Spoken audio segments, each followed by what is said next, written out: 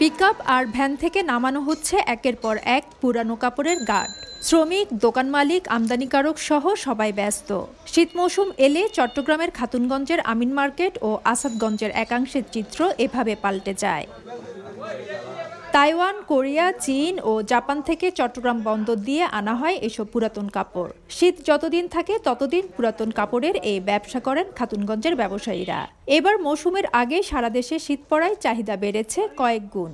Costing এর দিকে চাইনাটা রেটটা কম থাকায় চায়না আমলটা চাহিদা বেশি হয়ে গেছে। যেগুলো কোরিয়ান মাল রেট একটু বেশি, তবে মানে ভালো। দাম আগের চেয়ে এত বেশি না, মোটামুটি নিয়ন্ত্রণে আছে। উত্তরবঙ্গে বা নোয়াখালী বা ঢাকা এগুলো পুরো বাংলাদেশেই চলে আমাদের এই মালগুলো। ডলারের দাম তো আর সরকারে নিয়ন্ত্রণ করতে পারবে না, ট্যাক্স তো নিয়ন্ত্রণ করতে পারবে।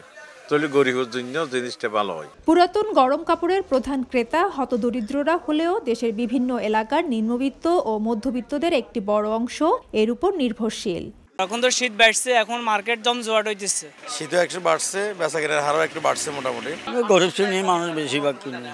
প্রতি বছর দুইবার পুরাতন কাপড় আমদানি হলেও এবার এলসি জটিলতায় অক্টোবর-নভেম্বর মাসে তা করতে পারেনি ব্যবসায়ীরা। ফলে চাহিদার তুলনায় সরবরাহ কমেছে।